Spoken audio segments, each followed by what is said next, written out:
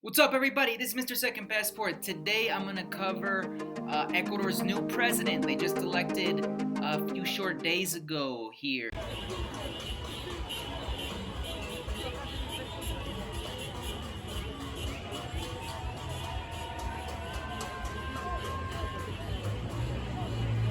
And how it affects us expats who currently live in Ecuador, and how it may affect you if you plan on moving to Ecuador.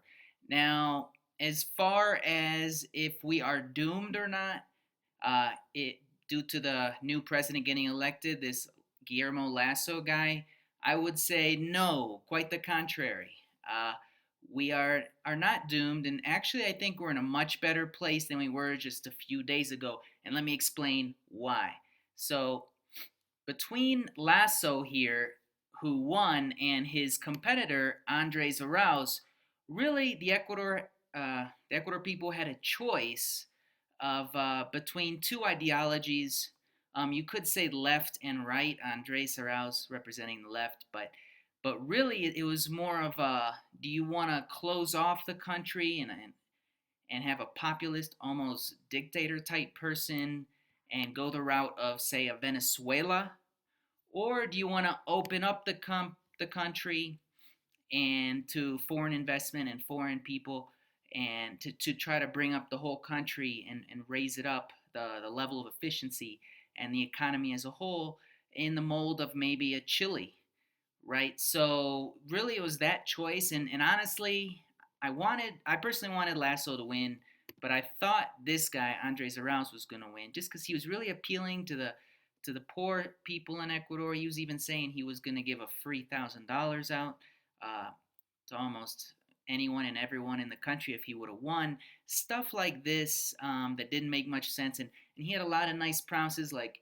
he wanted to improve the job situation and all this and all that. But I thought he was very generalistic in how he talked, and like for instance, Lasso, he was a little more concrete with his plan for the country, which was, he wants, like he says here on his own personal website. So I'm not getting this from any secondary source, but to raise the minimum wage from, it's around $400 to $500, which I think is a great idea. You really should bump that up. And in some of other of Lasso's plans, he plans to lower tariffs, right, and open up Ecuador in the mold of a Chile. Uh, Possibly lower taxes to increase investment in the mold of a Chile, uh, which would be very good, as you can see here.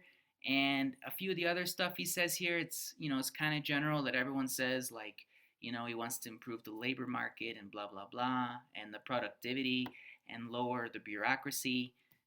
He also says here he wants to lower the electricity cost for a certain segment of the population, which I think is pretty good. But basically, this Lasso guy, he's an ex-banker.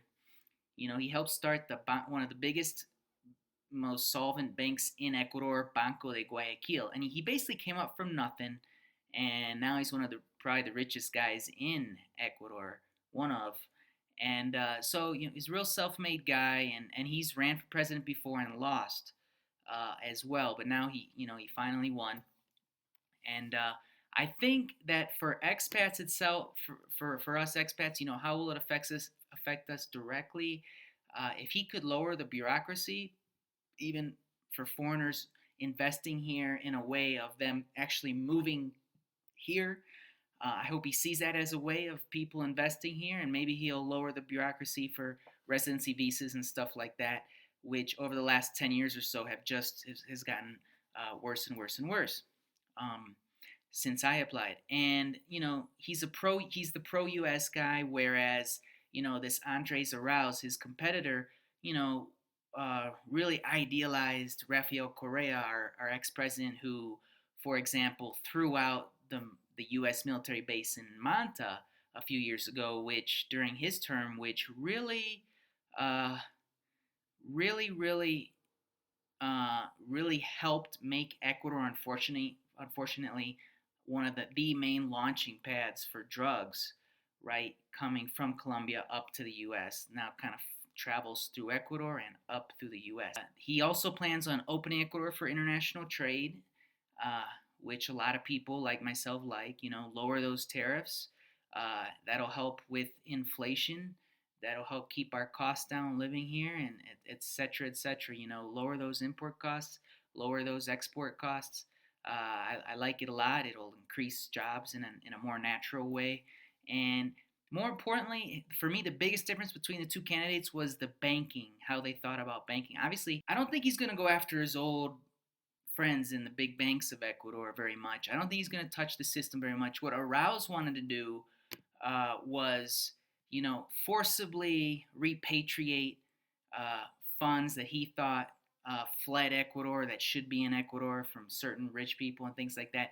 I don't know how he really expected to do that. He wanted to make the central bank of Ecuador his own little slush fund and kind of take more control over it.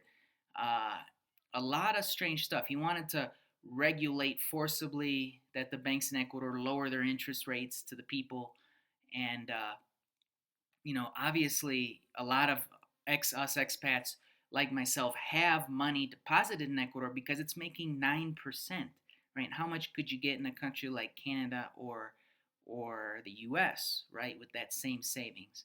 And that would have come down considerably if that amount were getting paid, if this guy Rouse would have won, in my opinion, because, if the banks can charge a lot less on their loans, then obviously they're going to pass that expense on to the people, to the savers, who are primarily a lot of us expats, honestly. So that would have affected us, and I think he would have had an indirect, unwanted effect on real estate. That real estate in Ecuador would have really shot through the roof if he would have forcibly lowered interest rates from 8-9%, where they are at now for a 1 year fixed CD, uh, in a lot of banks in Ecuador, down to forcibly a 2, 3, 4%. That imagine the effect that would have had when, like, look at how the U.S. property market's just going crazy right now, just because the U.S. dropped the during the whole crisis, they dropped the interest rates down just a point or two.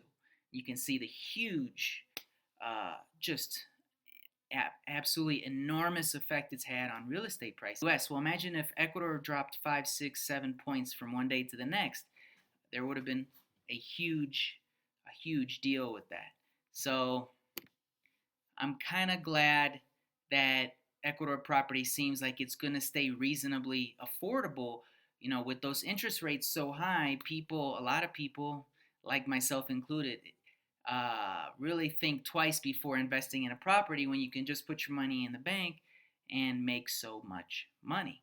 Now, what about, he also says, in a more natural way, possibly lower tax, and this will affect expats a lot, especially ones who invest here, because he's dabbled with the idea. I've heard him say eliminate the exit tax. I don't know if he actually will. There's an exit tax on any money you bring to Ecuador of 5%, meaning they will nick that if you bring it in and then try to take it out of Ecuador. Whenever it is you take it out, they're going to nick you right away with 5% going straight to the government.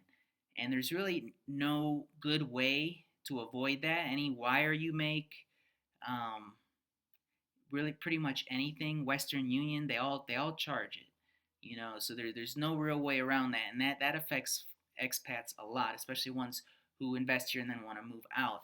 And if he eliminates that tax, man, that would be amazing, I think, for expats and for the country itself. Just my opinion. Stay tuned. Click the like button and the subscribe button. It helps the channel expand. Take care.